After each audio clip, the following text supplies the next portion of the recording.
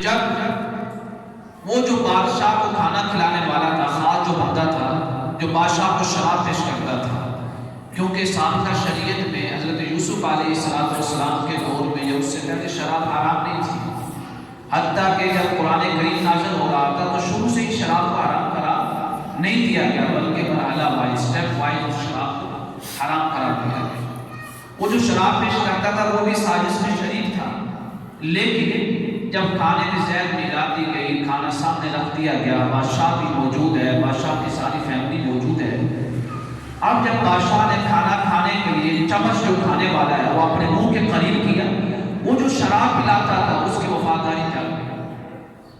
اس نے کہا کہ میں نے بادشاہ کا اتنا عرصہ میں خادم رہا ہوں، خدمت کرتا رہا ہوں، بادشاہ کے میرے اوپر بڑے احسانات ہیں، تو اس کی وفاداری اس کو یہ کہنے پہ مجبور کر دیا کہ تم نے سازش کی ہے۔ تو جب بادشاہ کھانا کھانے لگا ہے، اس نے بادشاہ کے آنکھوں کو جب چمچ قریب ہوا منہ کے تو اس نے اس چمچ کو دور پھینک دیا اور کہا کہ بادشاہ کھانا نہ کھائیں۔ بادشاہ غصے میں آ گئے، جلال میں، کہ اس خادم کی جرت کیسے ہوئی، اتنی طاقت کیسے ہوئی کہ یہ میرے ہاتھ سے چمچ لے کر باہر پھینک کے دور پھینک دے اور مجھے کھانا کھانے سے روک دے۔ بادشاہ نے اپنے جو دربان کے لیے باندھ اس کو بلوایا کہ اس سے پوچھو ماجرا کیا ہے، اس نے ایسی گستاخی کیوں کی ہے، اس گستاخی کا مرتکب کیسے ہوا ہے۔ وہ جو ساقی تھا بادشاہ کا شراب پلانے والا، اس نے کہا بادشاہ سے کہ آپ نے سازش کی ہے، یہ جو کھانا بناتا ہے، آپ کا جو کھانا پکاتا ہے، اس نے اور میں نے، کہ آپ کے کھانے میں اور آپ کی شراب میں زہر ملا کر آپ کو پیش کر دیں، جب آپ شراب پیئیں گے یا کھانا کھائیں گے تو آپ کی موت واقع ہو جائے گی، کیونکہ ہمیں یہ کام کرنے کے لیے بہت زیادہ قیمت دی گئی ہے۔ ایسے لوگ ایمان اپنا بیچ دیتے ہیں، 5-5 ہزار کے بدلے، 10-10 ہزار کے بدلے، 15-15 ہزار، 20-20 ہزار کے بدلے، ایون کہ 100 روپے کے بدلے لوگ ایمان کو بیچ دیتے ہیں، جو اس کی اپنے رب کے ساتھ اور اپنے آقا کریم علیہ السلام کے ساتھ وفاداری ہے، اس کو بیچ دیتے ہیں، دور ہو جاتے ہیں۔ یہاں بھی بادشاہ کے خادم نے ایسے ہی کیا اور اس نے عرض کیا کہ آپ نے آپ کے کھانے میں زہر ملائی تھی، اس کے بدلے جو معبد کے قائم تھے، جو نجومی تھے، جو عبادت خانہ تھا بتوں کا، انہوں نے ہمیں قیمت دی کہ اگر بادشاہ مر جاتا ہے تو بادشاہ کی سلطنت میں ہم آپ کو خاص عہدہ دے دیں گے، جس کو عزیز مصر کا عہدہ کہتے ہیں، یعنی جو عہدہ بھی عزیز مصر کے پاس ہے وہ آپ کو دے دیں۔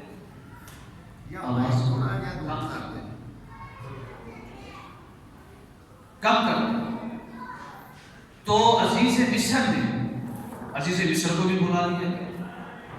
یہ جو دونوں خادم تھے، جب بادشاہ کے سامنے یہ سارا ماجرا کھلا تو بادشاہ نے کہا کہ ان کو جیل میں ڈال دو۔ اب ٹھیک ہے،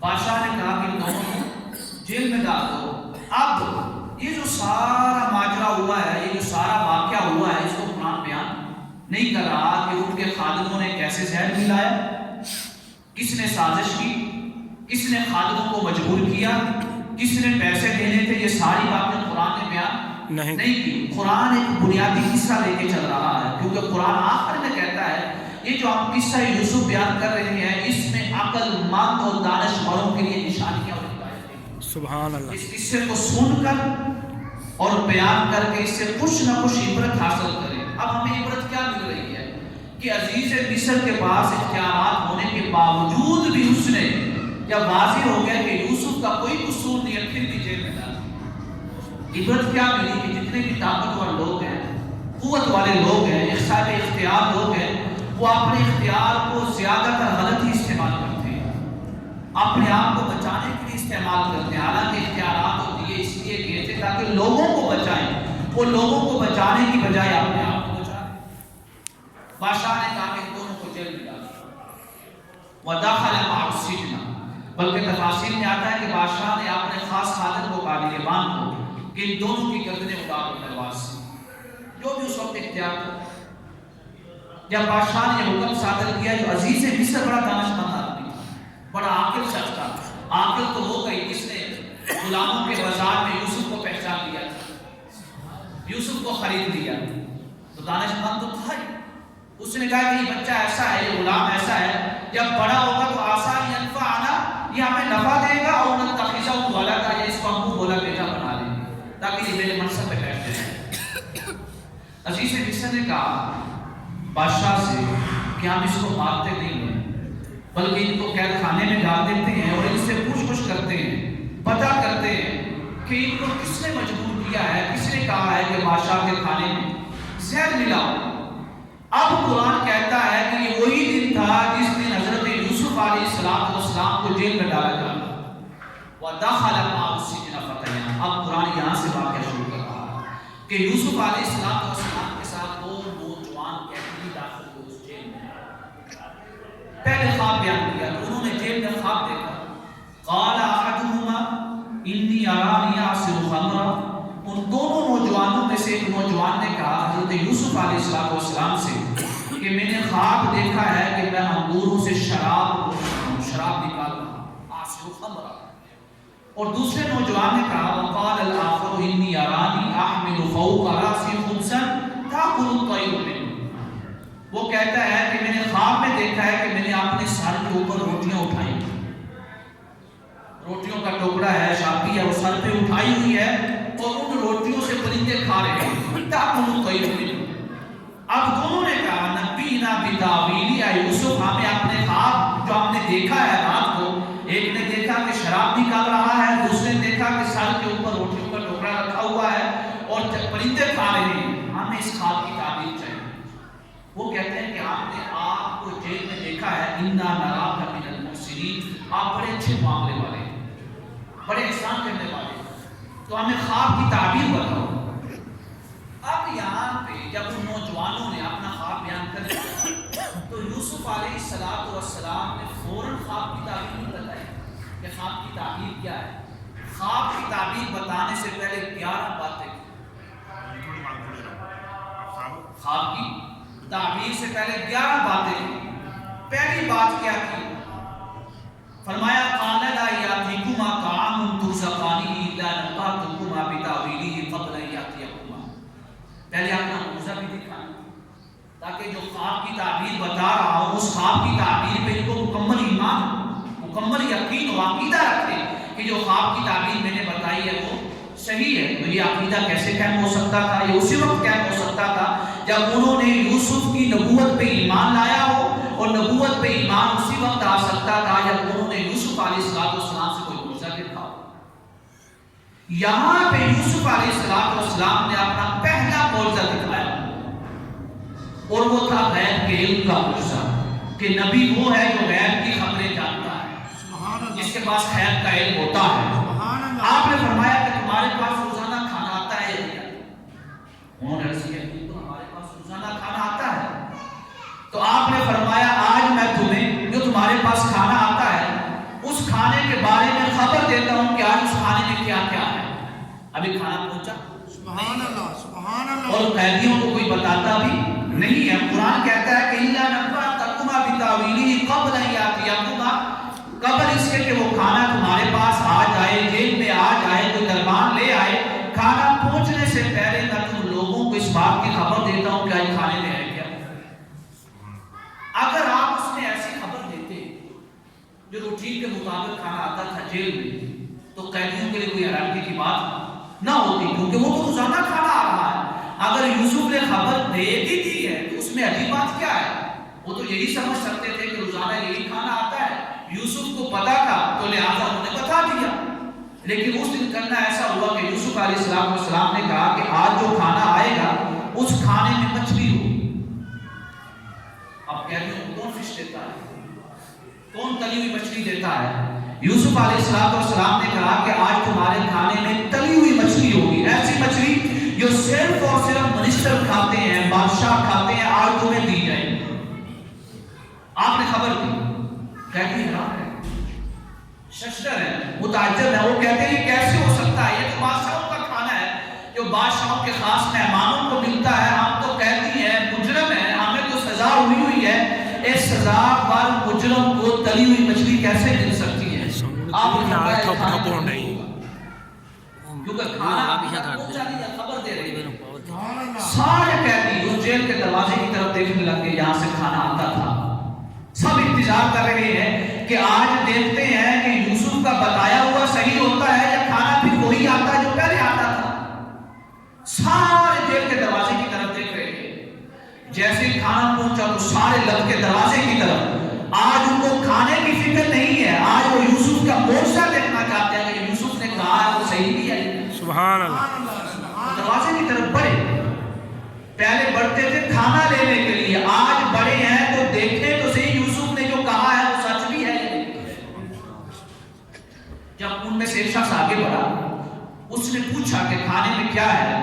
وہ جو کھانا لے کے آیا تھا جیلر, اس نے کہا کہ آج کھانے میں ایسی چیز ہے اگر میں تمہیں بتا دوں تو تم یقین نہیں کرو گے. آج کھانے میں وہ کچھ بھیجا گیا ہے, اگر تمہیں بتا بھی دیا جائے تو تم کہو گے یہ کھانے میں نہیں ہو سکتا. اس نے کہا کہ تو ہمیں کیا بتائے گا, ہمیں تو پہلے ہی پتا ہے کہ آج کھانے میں کیا ہے. سبحان اللہ. وہ جو کھانا لانے والا تھا اس نے کہا کہ آپ کو کیسے پتا چلا, ابھی تو کسی کو خبر بھی نہیں ہے اس کھانے کی. حتیٰ کہ جو جیل میں لوگ جو نگہبان ہیں ان کو بھی خبر نہیں ہے کہ کھانے میں کیا ہے, تجھے کیسے پتا چل گیا. اس نے کہا کہ تمہارے کھانے میں آج جو کھانا لایا ہے تلی ہوئی مچھلی ہے, کھانے میں یہ چیزیں ہیں یہ چیزیں ہیں. وہ حیران رہ گئے. اس نے کہا تمہیں بتایا کس نے ہے. اس نے کہا کہ آج ہمارے درمیان ایک قیدی ایسا موجود ہے جس کا نام یوسف ہے, تم بھی جانتے ہو ہم بھی جانتے ہیں. اس کھانے کے بارے میں جو ابھی تک پہنچا نہیں ہے, کسی کو علم نہیں ہے, اس کی خبر یوسف نے دی ہے. سبحان اللہ. کیا یہی ہے؟ اس دربار نے کہا, نگہبان نے کہا, کھانا لانے والوں نے, ہاں آج کھانے میں یہی کچھ ہے. جب انہوں نے دیکھا کہ یوسف نے جس بات کی خبر دی ہے وہ سچ ثابت ہو گئی, جب سب کے اوپر معجزہ غیب علمی کا ظاہر ہو گیا, اس وقت یوسف علیہ السلام نے کہا کہ کیا تم اس بات پر ایمان نہیں رکھتے ہو کہ تمہیں پالنے والا اور مجھے پالنے والا, تمہیں پیدا کرنے والا مجھے پیدا کرنے والا وہ ایک ہی ذات ہے جس کا نام اللہ ہے, وہی عبادت کے لائق ہے. سبحان اللہ. سب نے گواہی دی اشہد ان لا الہ الا اللہ, کہ ہاں ہم گواہی دیتے ہیں کہ خدا وہی ہے جس کا تعارف یوسف کروا. سبحان اللہ. پہلی بات کہ کھانے کی خبر دیتا ہوں. ذالکما, اب وہ حیران رہ گئے. انہوں نے پوچھا یوسف سے, ہم علیہ السلام سے بھی نہیں کہہ رہے کہ بات کیا چل رہا ہے, ابھی ان کو نہیں پتا, ہم قیدیوں کی بات کر رہے ہیں. انہوں نے یوسف سے پوچھا کہ تجھے کیسے پتا چلا. جو لوگ کہتے ہیں کہ نبی کو غیب کا علم نہیں ہوتا, تو قرآن کہتا ہے. انہوں نے بھی پوچھا جیل کے قیدیوں نے, کیا یوسف تجھے کیسے پتا چلا. تو یوسف علیہ السلام نے جواب دیا, ذالکما مما علمنی ربی, یہ جو دونوں باتیں ہیں ان دونوں باتوں کا علم مجھے میرے رب نے عطا کیا. سبحان اللہ. پہلی بات خواب کی تعبیر, اور دوسری بات غیب کی خبر دینا. یوسف علیہ السلام یہ فرما رہے ہیں قیدیوں, ان دونوں باتوں کی خبر جو ہے, جو علم ہے, میں اپنے سے نہیں جانتا ہوں. یہی تو اہل سنت کا بھی عقیدہ ہے کہ نبی غیب کی خبر اپنے سے نہیں دیتا, بلکہ وہ اپنے رب سے جان کر لوگوں کو بتاتا ہے. سبحان اللہ. یوسف علیہ السلام نے کہا کہ یہ دونوں باتیں مجھے میرے رب نے سکھائی, اس نے تعلیم دی ہے.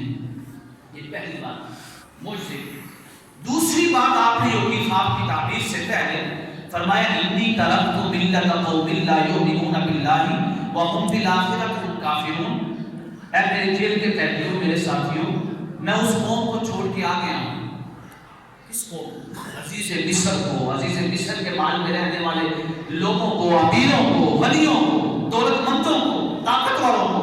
فرمایا ان کو چھوڑ کے آ گیا ہوں. پوچھا چھوڑ کے کیسے آ گئے, کیوں چھوڑا ہے. آپ نے یہ نہیں فرمایا کہ میرے اوپر تہمت لگی ہے, فرمایا میں نے ان کو اس لیے چھوڑا ہے, لا یؤمنون باللہ, وہ اپنے رب پر ایمان نہیں رکھتے, وہ مومن نہیں ہیں.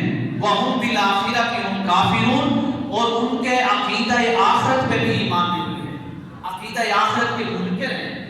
حضرت یوسف علیہ السلام یہ پیغام دینا چاہتے ہیں, جو تیرے رب کا نہیں ہے, جو تیرے رب کا نام نہیں لیتا ہے, جو تیرے رب پہ ایمان نہیں رکھتا ہے, جو کلمہ نہیں پڑھتا ہے, تو اس کی صحبت میں نہ بیٹھا کر, تو اس سے خود کو دور رکھا کر. اگر تیرے دوستوں میں کوئی ایسا ہے جو بے نمازی ہے اور تو کہتا بھی ہے کہ نماز پڑھ, تو یوسف علیہ السلام کا واقعہ سننے کے بعد ہمیں یہ سبق ملتا ہے, اگر ہمارے دوستوں میں بے نمازی ہے, تبلیغ کرنے کے باوجود بھی وہ نماز کی طرف نہیں آ رہا, تو ہم اس کی دوستی کو چھوڑ دیں, اس سے دور ہو جائیں, اس کی قربت سے دور ہو جائیں. کیوں کہ ایک نہ ایک دن ایسا نہ ہو کہ یہ بے نمازی ہے کہ اس کی نحوست مجھے بھی نماز سے دور نہ کر دے. کیوں کہ نیکی کی طرف سے رب آزمائش کرتا ہے اور ادھر برائی کی طرف سے شیطان آزمائش نہیں کرتا، شیطان قائم کرتا ہے، رغبت دلاتا ہے۔ کیوں؟ سورہ یوسف کے شروع میں فرمایا ان الشیطان للانسان عدو مبین، یہ کہ جو شیطان ہے یہ انسان کا کھلا دشمن ہے۔ دشمن کیسے؟ یہ برائی کی طرف بلاتا ہے، برے کاموں کا حکم دیتا ہے۔ تو فرمایا حضرت یوسف علیہ السلام نے کہ میں اس قوم کو چھوڑ آیا ہوں جو اللہ پر ایمان نہیں رکھتے اور عقیدہ آخرت کے منکر ہیں۔ یہ دوسری بات کی۔ تیسری بات کیا کی؟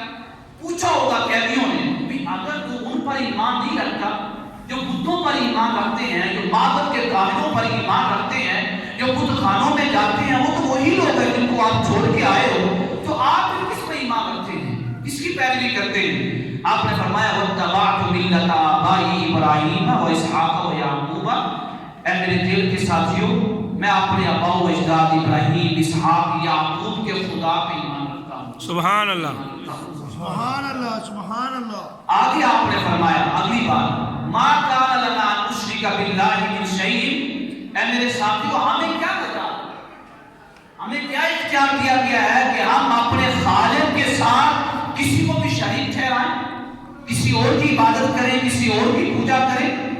فرمایا ذالک من فضل اللہ علینا وعلی الناس، یہ بہت پیاری بات کی۔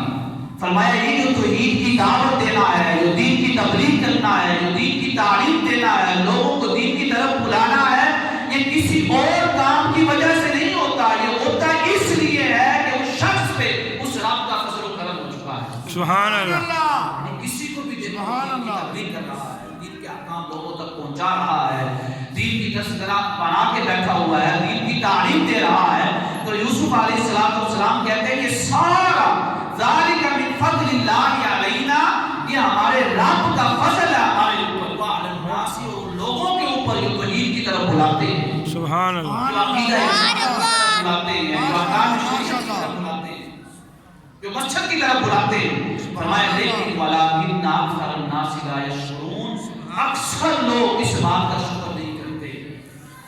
شکر کون نہیں کرتے؟ وہی لوگ، ایک تبلیغ کرنے والا، ایک تبلیغ کو سننے والا۔ ہو سکتا ہے کہ تبلیغ کرنے والوں میں بہت سے ایسے لوگ ہوں وہ اللہ کا شکر ادا نہیں کرتے کہ اللہ تعالیٰ نے ان کو دین کا علم عطا کیا ہے، جس علم کی بدولت اپنے رب کائنات کی خاص توفیق سے لوگوں تک دین کے احکام پہنچا رہے ہیں۔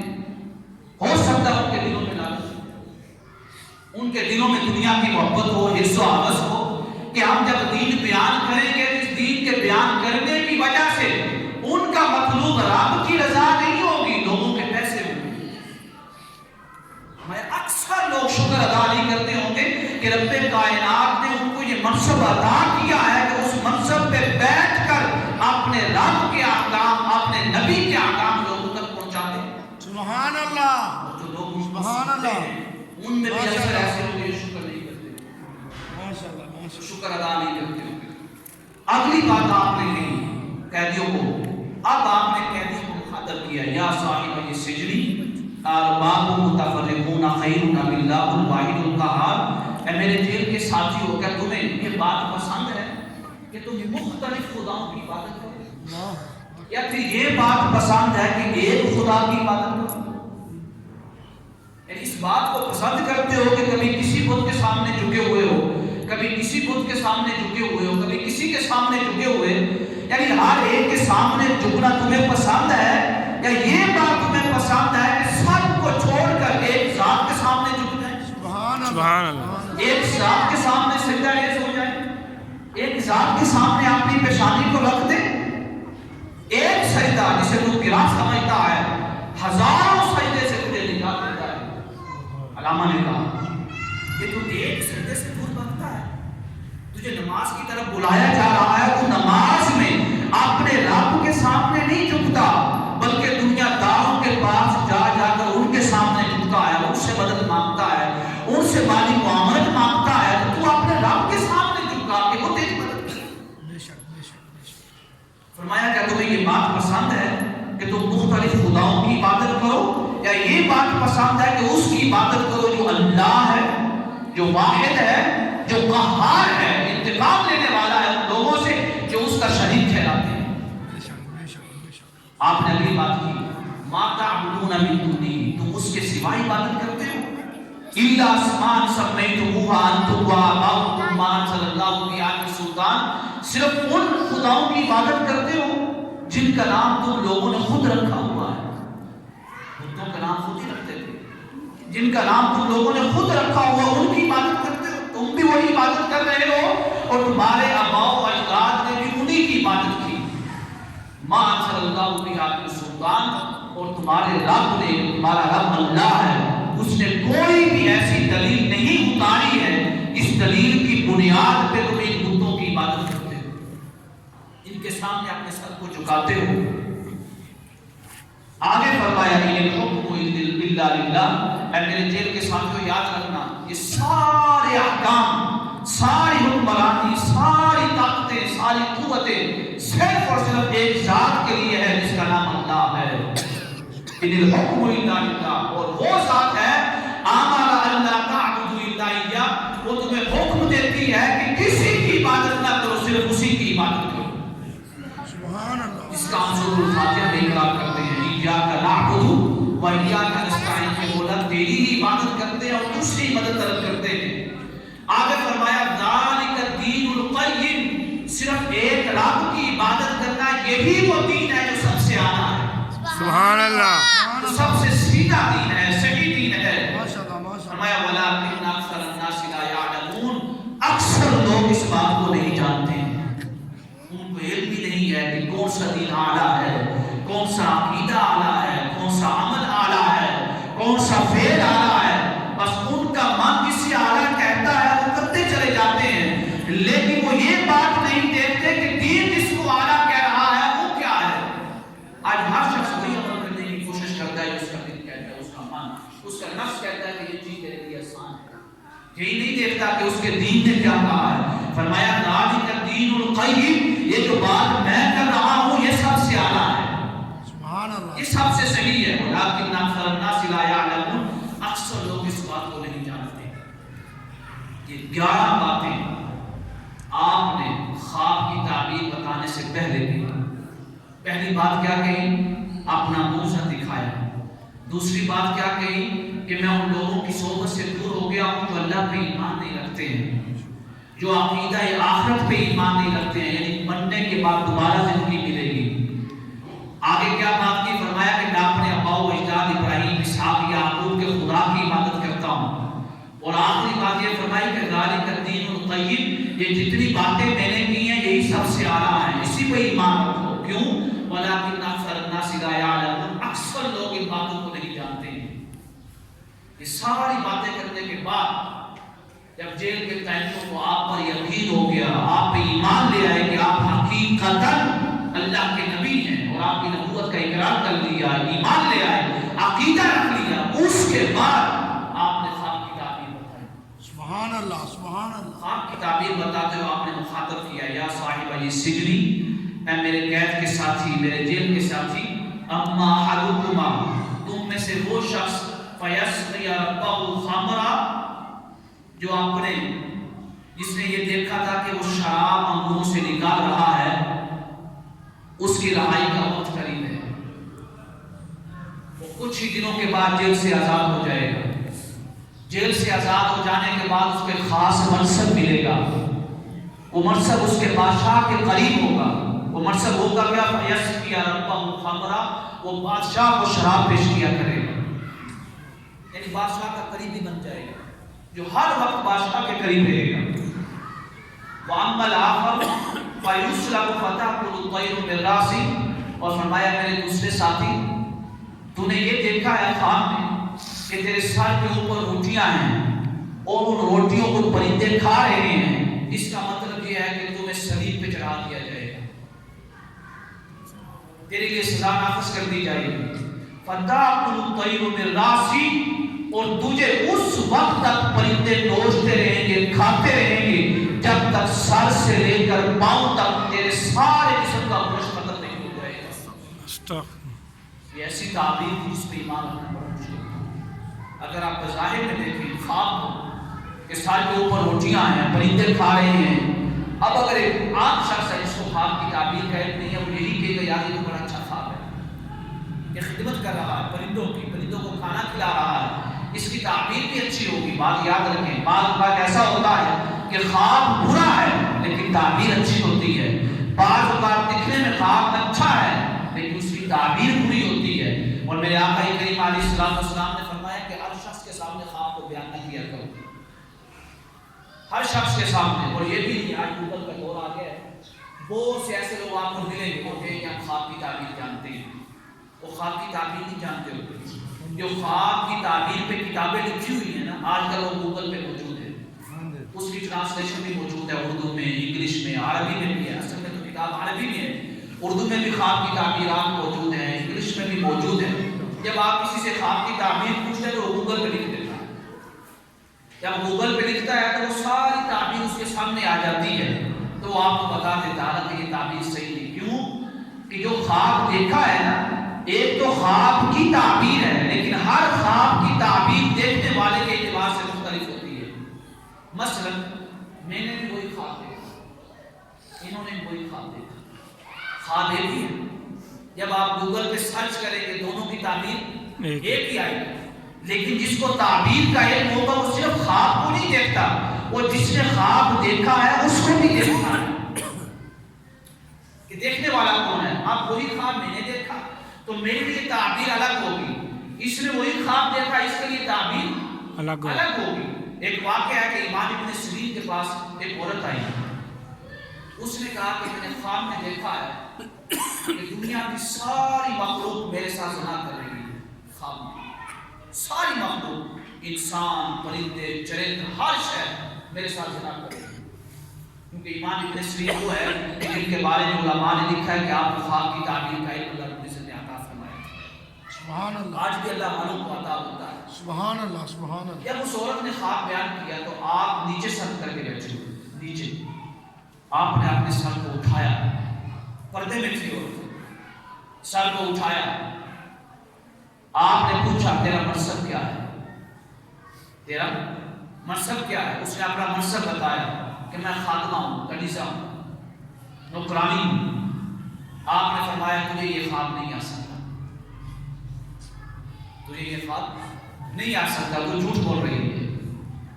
اس عورت نے کہا آپ نے صحیح کہا، میں جھوٹ بول رہی ہوں، مجھے یہ خواب نہیں آیا۔ یہ خواب آیا کس کو ہے؟ زبیدہ کو خواب آیا، ہارون رشید کی بیوی کو، اور میں اس کی کنیزہ ہوں، خادمہ ہوں۔ کیونکہ خواب برا تھا تو وہ اپنے آپ کو خود نہیں آ سکی کہ ایسا خواب بیان کروں گی اپنے شریک کے سامنے، تو اس نے مجھے کہا کہ آپ کی طرف سے پوچھنا کہ مجھے خواب آیا، میرا نام نہیں لینا۔ تو آپ نے اس وقت فرمایا اس عورت کو، ہاں زبیدہ کو یہ خواب آ سکتا ہے لیکن تجھے خواب نہیں آ سکتا۔ پوچھا تعبیر کیا ہے؟ آپ نے فرمایا زبیدہ کو کہنا کہ تو ایک نہر ایسی کھدوائے گی کہ جو نہر تیرے علاقے سے لے کے خانہ کعبہ حرمین شریف تک پہنچے گی، کیونکہ اس راستے میں پانی کا کوئی اہتمام نہیں تھا، نہ کوئی نہر تھی، نہ کوئی چشمہ تھا۔ تو نہر کھدوائے گی، پانی کا انتظام کروائے گی، اس پانی سے اللہ رب العزت کی ہر مخلوق پیے گی۔ سبحان اللہ۔ یہ مطلب دیکھیں، خواب اور ہے، خواب برا ہے دکھنے میں لیکن تعبیر کتنی اعلیٰ ہے۔ فرمایا آپ ایک نہر بنوائیں گی، اس نہر سے اللہ رب العزت کی مخلوق شراب ہوگی، پانی پیے گی۔ لہٰذا کسی کو بھی خواب نہ بتائیں، اگر آپ کو یقین ہے کوئی اہل علم اہل فضل شخص ہے، کوئی اللہ والا ہے تو اس کو بتائیں، پوچھ لیں، لیکن ہر شخص کے سامنے بیان نہ کریں، کیونکہ وہ گوگل نکالے گا، موبائل نکالے گا، گوگل پہ لکھے گا، وہ آپ کو خواب کی تعبیر بتا دے گا۔ اگر ویسا نہ ہوا تو آپ پھر برا سوچیں۔ حتیٰ کہ آقا کریم علیہ السلام نے فرمایا کہ اگر برا خواب دیکھو تو بائیں طرف تھوک دو اور کہو استغفر اللہ العظیم، اللہ کا استغفار کرو، توبہ کرو۔ تو حضرت یوسف علیہ السلام نے یہ تعبیر بتائی۔ وہ جس نے خواب دیکھا تھا کہ میرے سر کے اوپر روٹیاں ہیں، اس نے فوراً کہا اے یوسف یہ خواب تو بڑا اچھا ہے، میں اس پہ ایمان نہیں رکھتا ہوں، آپ نے جو کہا ہے میں نہیں مانتا ہوں۔ آپ نے فرمایا تو مان یا نہ مان، قضی الامر الذی فیہ تستفتیان، تو مان چاہے نہ مان، جو میں نے تعبیر بتائی ہے، لیکن یوسف کی زبان سے جو نکلا ہے وہ آپ نے کرنا ہی ہے، وہ حقیقت میں ہونا ہی ہے۔ کہتے ہیں وقال للذی، جب کچھ ہی عرصہ گزرا تو بادشاہ کو جو عزیز مصر تھا اس نے دونوں کو بلوایا، دونوں قیدیوں، اب وہ سارے یہ دیکھ رہے ہیں، وہ یہ سوچ رہے ہیں کہ شاید کیا وقت آ چکا ہے یوسف نے جیسا کہا تھا ویسا ہی ہوا۔ ان دونوں کو لے گئے۔ اب اس وقت کوئی ایسی خبر تو تھی نہیں، موبائل وغیرہ یا کچھ ایسا کہ فون کر کے بتا دیا جائے کہ یوسف نے کہا وہ صحیح ہوا۔ کچھ دنوں کے بعد جب بادشاہ کے قریبی لوگ وہاں پہ آئے جیل میں، تو ان میں سے قیدی آگے بڑھا، اس نے پوچھا کہ وہ جو دو لوگ جن کو آپ لے گئے تھے ان کے ساتھ کیا ہوا ہے؟ تو اس نے کہا کہ ان میں سے جو ایک تھا اس نے بادشاہ کا قریبی عہدہ پا لیا ہے، وہ بادشاہ کا ساتھی بن گیا ہے، شراب پلانے والا۔ وہ جو دوسرا تھا اس کو پھانسی پہ لٹکا دیا گیا اور مسلوب کر دیا گیا ہے، اور اس کو اس وقت تک لٹکایا گیا ہے جب تک پرندوں نے، جانوروں نے اس کے جسم کے سارے گوشت کو نوچ نہیں لیا تھا۔ استغفر اللہ۔ جب جیل کے قیدی نے بات سنی تو اس نے کہا صدق یوسف، صدق یوسف، یوسف نے سچ کہا، یوسف نے سچ کہا۔ وہاں پہ آپ کی نبوت پہ وہ جو جیل کے قیدی پہ جو ایمان لائے ان کا ایمان وہ پختہ ہو گیا کہ یوسف علیہ السلام نے جیسا کہا تھا ویسے ہی حقیقت رونما بھی ہو گیا۔ اب وہاں پہ وہ جو قیدی تھا جس نے خواب میں دیکھا تھا کہ میں شراب پلا رہا ہوں، اور اس کی تعبیر حضرت یوسف علیہ السلام نے یہ بتائی کہ وہ بادشاہ کا قریبی بنے گا، آپ نے فرمایا اذکرنی عند ربک، جب تو اپنے بادشاہ کے پاس جائے تو میری کہانی سنانا کہ مجھے مظلوماً اس قید میں رکھا گیا ہے، بادشاہ کے سامنے میرا ذکر کرنا۔ قرآن کہتا ہے فَانْسَاهُ الشَّيْطَانُ ذِكْرَ رَبِّهِ، شیطان نے اس قیدی کو جو رہا ہوا تھا حضرت یوسف علیہ السلام کی تعبیر سننے کے بعد، اس کو حضرت یوسف علیہ السلام کا ذکر بھلا دیا۔ وہ اس بات کو بھول دیا کہ کوئی یوسف بھی ہے جیل میں، اس کا ذکر بھی کرنا ہے بادشاہ کے پاس۔ کافی دن گزر کے قرآن کہتا ہے فَلَبِثَ فِي السِّجْنِ بِضْعَ سِنِينَ، کہ اس وجہ سے جو شیطان نے بلا دیا تھا اس قیدی کو کہ وہ یوسف علیہ السلام کا ذکر اپنے بادشاہ کے پاس کرے، اس کے ذکر بھولنے کی وجہ سے حضرت یوسف علیہ السلام جیل میں بِضْعَ سِنِينَ رہے۔ بِضْعَ کا معنی یہ ہے کہ 7 سال مزید یوسف علیہ السلام اسی جیل میں رہے۔ اب یہاں پہ مفسرین نے لکھا فَانْسَاهُ الشَّيْطَانُ ذِكْرَ رَبِّهِ سے مراد کیا ہے؟ کیا حضرت یوسف علیہ السلام ہے کہ حضرت یوسف علیہ السلام نے جب اس قیدی کو کہا کہ بادشاہ کے سامنے میرا ذکر کرنا کہ میں مظلوماً قید میں ڈالا گیا ہوں، تو کیا شیطان نے حضرت یوسف علیہ السلام کو بلا دیا تھا کہ بجائے اس کے کہ وہ اپنے رب سے مدد مانگیں وہ ایک بادشاہ سے مدد مانگ رہے ہیں، یا پھر قیدی کو بلا دیا ہے؟ مفسرین نے یہ لکھا ہے کہ فَانْسَاهُ الشَّيْطَانُ ذِكْرَ رَبِّهِ، یہ کہنا کہ شیطان نے یوسف کو بلا دیا ہے، بلکہ ایسا صحیح نہیں ہے۔ کوئی یہ نبی کی شان نہیں ہے کہ نبی کو شیطان بلا دیا، یہ نبی کی عصمت کے خلاف ہے، نبی کے مقام و مرتبہ کے خلاف ہے، نبی کے منصب کے خلاف ہے۔ فرمایا نہیں، نبی کو نہیں بلایا، بلکہ وہ جو جیل میں قیدی تھا، جو رہا ہوا تھا، جو بادشاہ کا ساتھی بنا تھا، اس کو شیطان نے بلا دیا کہ وہ حضرت یوسف علیہ السلام کا ذکر اپنے بادشاہ کے پاس کرے۔ اس کے بھولنے کی وجہ سے یوسف علیہ السلام جیل میں 7 سال رہے، 7 سال کا عرصہ۔ اب اس کے بعد بادشاہ نے خواب دیکھا۔ اب وہ خواب کیا تھا؟ اس قیدی کو حضرت یوسف علیہ السلام کا ذکر کیسے یاد آیا، بادشاہ کے سامنے کیا ذکر ہوا، پھر بادشاہ کی تعبیر جس نے پوچھی وہ سارا کیا واقعہ ہے، یہ انشاءاللہ تعالی اگلے جمعے کو بیان ہوگا بادشاہ کے خواب سے۔ اللہ رب العزت کے حضور دعا ہے کہ رب کائنات ہم یہ جو ذکر سنتے ہیں اس سے ہمیں ہدایت حاصل کرنے کی